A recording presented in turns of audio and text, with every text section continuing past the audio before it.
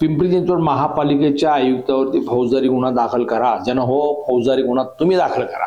त्याचं कारण कसं आहे, जनतेची फार मोठ्या प्रमाणावरती फसवणूक होते आहे आणि हे प्रशासन दुर्लक्ष करत आहे. मी आता जो विषय बोलतो आहे तुमच्याशी, तो मोशी कचरा डेपोचा बफर झोन. मोशी कचरा डेपोचा बफर झोन म्हणजे त्याचा कचरा डेपोचा 80 एकरचा परिसर आहे आणि त्याच्या कंपाऊंड पासून आजूबाजूचा 500 मीटरचा जो परिघातला एरिया आहे तो राखीव असतो. त्याला बफर झोन म्हणतात. तिथे बांधकाम करता येत नाही, तिथे बांधकामाला परवानगी मिळत नाही. परंतु सरकारने आदेश काढला आणि तो बफर झोन 100 मीटर पर्यंत कमी केला. प्रत्यक्षामध्ये नेरीमध्ये एक अशी संस्था आहे, राष्ट्रीय पर्यावरण अभियांत्रिकी संशोधन संस्था नेरी. त्या संस्थेने जास्तीत जास्त 300 मीटर पर्यंत तुम्ही तो बफर झोन करू शकता असं सांगितलं. परंतु सरकारने काय आगाऊपणा केला, कसा केला, कुठे मांडवली झाली माहित नाही, तो 100 मीटर पर्यंत कमी केला आणि 500 मीटर पासून 100 मीटर पर्यंत कमी केला. 400 मीटरचा जो परिघ आहे, ह्या परिघामधला जे भूखंड सुटलेत तिथे फार मोठ्या प्रमाणावरती प्लॉटिंग झालंय.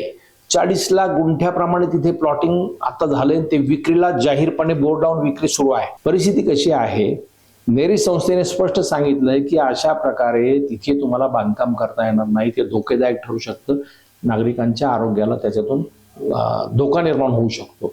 पण तरी सुद्धा महापालिकेने ऐकलेलं नाही. आज त्या 500 एकराचं 100 एकर बफर झोन केल्यामुळे 400 मीटरच्या सुटलेल्या परिघामध्ये जवळपास 250 एकर जमीन प्लॉटिंग साठी उपलब्ध झाली आहे.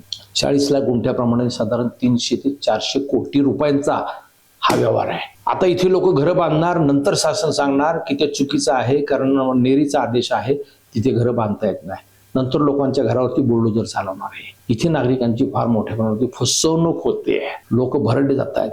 असाच प्रकार यापूर्वी पवना, इंद्रायणी, मुळा या नद्यांच्या पूररेषे ज्या आहेत, ह्या पूररेषेच्या बाबतीमध्ये झाला. पूररेषेमध्ये घर बांधता येत नाही हे स्पष्ट आदेश आहेत, तसं सांगितलं तरी सुद्धा लोकांनी घरं बांधली. लोकांची चूक आहे पण लोकांना माहित नाही.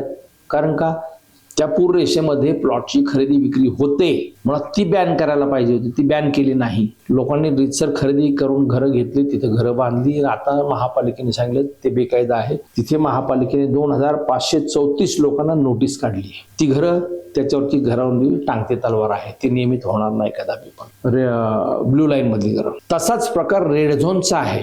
पिंपरी चिंचवड शहरामध्ये दिघीचा एक स्वतंत्र रेड झोन आहे. त्याच्यापासून 2000 मीटर पर्यंत जी रेषा आहे, त्या दिघी डेपोच्या पासून कंपाऊंड पासून 2000 मीटर मध्ये साधारण 2 किलोमीटर येतं. तिथपर्यंतचा एरिया हा राखीव आहे. तिथे घरं बांधता येत नाही, ती बेकायदा आहे, हे सगळं माहिती आहे. परंतु दिघीप्रमाणे रुपीनगर तळवडेला पण रेड झोन आहे. तो सुद्धा 2000 मीटर 2000 यार्डचा आहे. ह्या दोनही रेड झोन मध्ये दुसऱ्याचा मध्ये दिघीचा तो 1100 यार्डचा आहे राखीव आणि रुपीनगर तळवडेचा आहे तो 2000 मीटरचा आहे.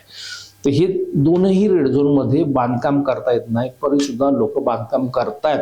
महापालिका प्रशासनाने त्या संदर्भामध्ये मागे एक आदेश काढला होता, जाहिरात दिली होती की इथे खरेदी विक्री करता येणार नाही. राज्य सरकारचा नोंदणी महानिरीक्षकांनी पण त्या संदर्भामध्ये वर्तमानपत्रात जाहीर प्रकटन दिलं होतं की हे चुकीचं आहे, ते व्यवहार बेकायदा ठरतील, तिथे खरेदी विक्री होणार नाही. तरी सुद्धा खरेदी विक्रीचे रितसर व्यवहार नोंदले जातात, लोकांची फसवणूक होते. दिघीचा रेड झोन हा अंडरग्राऊंड, तिथे फार मोठा दारुगोळ्याचा साठा आहे. जर त्याचा स्फोट झाला तर तो 1100 यार्ड पर्यंत म्हणजे साधारण 1100 मीटर पर्यंतचा एरिया जळून बेचिराग होऊ शकतो युद्धजन्य परिस्थितीमध्ये. म्हणून तो राखीव आहे.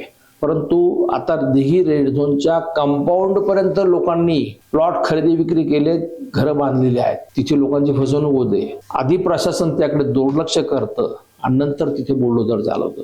आपण इंद्रायणी नदी पात्रामध्ये 36 बंगले एका राज्यकर्त्यांनी तिथं प्लॉटिंग केलं, लोकांना प्लॉट विकले, लोकांनी कोटी कोटी रुपये खर्च करून घरं बांधली आणि नंतर ते बंगले हायकोर्ट, सुप्रीम कोर्ट तिथे निर्णय झाला, ते बंगले भुईसपाट केले. लोक रडले अक्षरशः, त्यांनी शिव्याशाप दिले राज्यकर्त्यांना, प्रशासनाला. प्रश्न असा आहे की अशी चुकीची कामं होताना सुरुवातीलाच तुम्ही ती रोखत का नाही? सुरुवातीलाच जर ती कामं रोखली तर पुढे लोकांचं नुकसान होणार नाही, लोक भरडली जाणार नाही, त्यांचं आर्थिक नुकसान होणार नाही. एक माणूस घर बांधताना अख्खा आयुष्य त्याच्यामध्ये गहाण टाकतो, बायकोचे दागदागिने विकतो, आयुष्यातला प्रॉव्हिडंट फंड, ग्रॅज्युएटी सगळी त्याच्यामध्ये टाकतो, कमाई टाकतो. नंतर हे सांगतात की ते बेकायदा आहे आणि त्याच्यावर बुलडोजर चालवतात. हे चुकीचं आहे. आणि हे आयुक्तांना सगळं दिसतंय की बफर झोन मध्ये हे अशा प्रकारे होणारं प्लॉटिंग हे बेकायदा आहे, चुकीचं आहे, तरी सुद्धा त्याच्यावरती ते कारवाई करत नाहीत. बोर्ड लावून प्लॉटिंग सुरू आहे. आयुक्त साहेब पूररेषा, रेड झोन, मोशी कचरा डेपोचा बफर झोन या ठिकाणी होणारं जे प्लॉटिंग आहे त्याच्यावरती तुम्ही तत्काळ नियंत्रित आणा, तत्काळ त्याच्यावरती कारवाई करा. अन्यथा या शहरामध्ये जी 2.25 लाख अनधिकृत बांधकामं आहेत ती आता 3 लाखाच्या आसपास गेलेली आहेत. पुढच्या काळामध्ये ती 4-4.5 लाखापर्यंत जातील. काही करू शकणार नाही तुम्ही. ही धर पाडताही येत नाही, ती नियमितही करता येत नाही. राज्य सरकारने आतापर्यंत किती वेळा या शहरातल्या अनधिकृत बांधकामाच्या नियमितीकरणाचं आश्वासन दिले, एकही बांधकाम नियमित होऊ शकलेलं नाही. ही सगळ्यात मोठी प्रत्येक निवडणुकीला तो विषय होतो. समस्या निर्माण होऊ द्यायची, नंतर त्याच्यावरती राजकारण्यांनी पोळी भाजून घ्यायची आणि नंतर प्रशासनाने त्यांच्यावरती नोटिसा पाठवून पैसे वसूल करायचे. हा जो धंदा आहे ना, हा आता बंद करा. या महापालिका आयुक्तांच्या कारकिर्दीमध्ये गेल्या 3-4 महिन्यामध्ये हे जे फार मोठ्या प्रमाणावरती सुरू झालेलं आहे ते पाहिलं तर म्हणून म्हटलं की या बांधकामांना, या चुकीला खऱ्या अर्थाने प्रशासन जबाबदार आहे. म्हणून पहिला फौजदारी गुन्हा त्यांच्यावरती दाखल झाला पाहिजे. जनहो तुम्हाला या विषयावरती काय वाटतं जरूर व्यक्त करा.